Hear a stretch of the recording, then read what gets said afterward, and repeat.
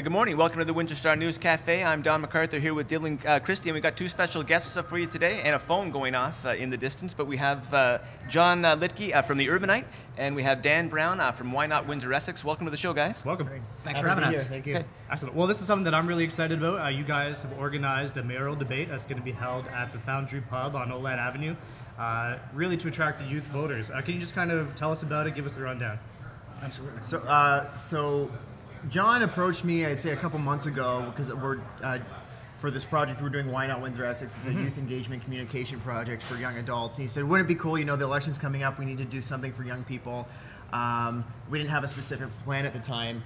And then Missy Sorrow, who's the third of the organizers, came to me, and she's doing an internship with Pathway to Potential, and she said, hey, we want to do something to encourage more of a youth turnout to the debate.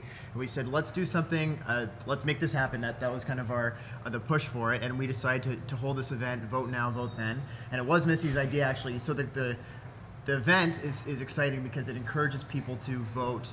We're holding voting throughout the night. So you come into the event and you vote.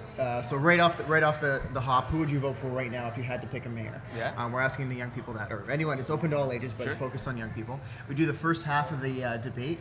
At intermission, we vote again, see how the results change, and we do the second half, and we see again how the results have changed. Then we look at who the youth have unofficially chosen as the mayor, and then you leave with a pledge to vote on the 27th. It's called the Vote Now, Vote Then. And is it correct that people using that hashtag can ask questions in advance? Yeah, absolutely. So what we're doing with that is via the hashtag Vote Now, Vote Then. People can, whatever form they want to use, whether it's on Twitter, Facebook, Instagram, we're mining all different social accounts, finding that. Also on our Eventbrite registration page, you can put a question in. We're seeing great registration already, great submission of questions. We've got a pool of, I think, over 75 so far. So we're at 75 questions? Yeah, so we're at the point of we're whittling those down, trying to find what the best ones are. There's some overlap, but the whole idea is giving youth in this city an opportunity to engage with politicians and candidates that typically might not reach out to them because traditional voter strategies, they don't take into account the social media generation. I mean, just looking at polling, for example, when all you're doing is calling landline phones, I don't know many people under the age of 35 that have a landline phone anymore. So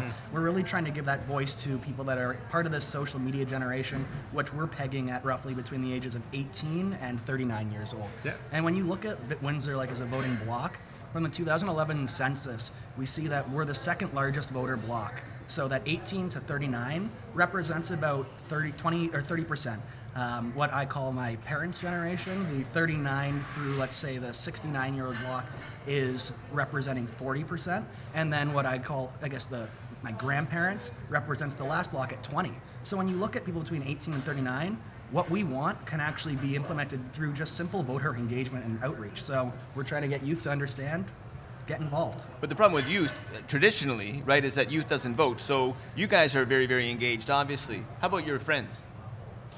My friends, no, it's been difficult. Honestly, it's something that really comes up. I brought this up to my friends. Like, would you come to this event? And they think it sounds cool, but I think just a lot of there's apathy. I don't know if I don't care or it's boring or our life. I think it really comes down to these issues that are discussed don't directly affect my life. So we want to change the conversation. Say, let's talk about things that affect our lives.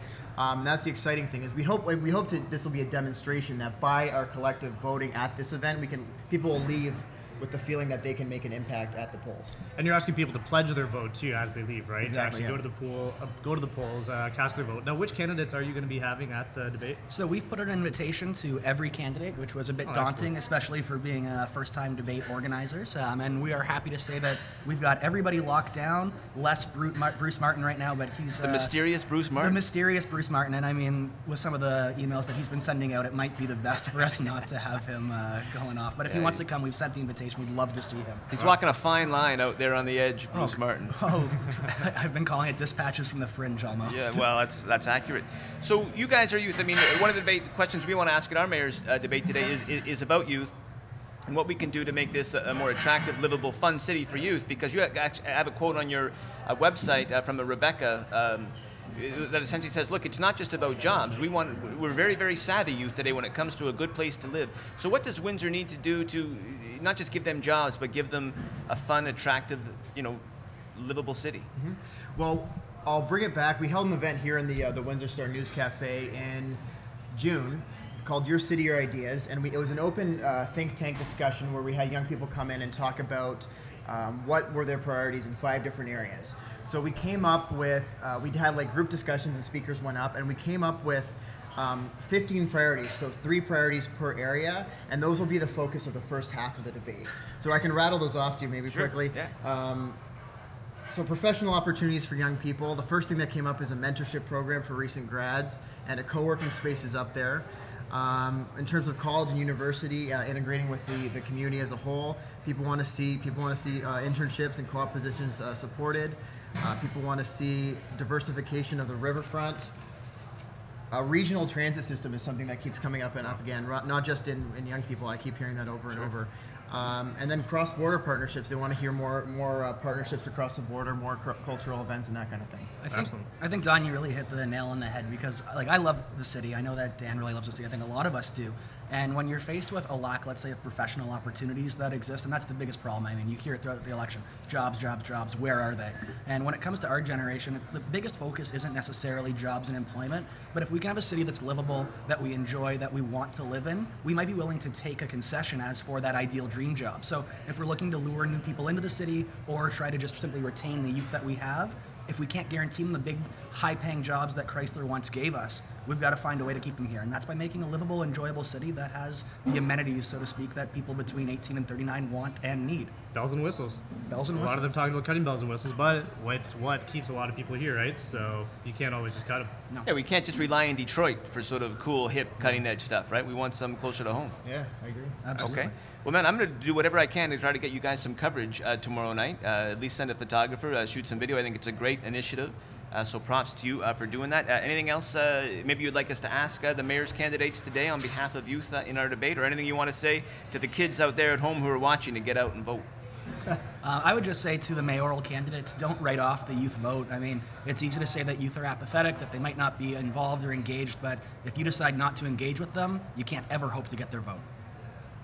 Yeah, and I'll just say, hope everyone comes out tomorrow night at the Foundry Pub from 6 to 9. Vote now, vote then. Cool. For more information, where can people go?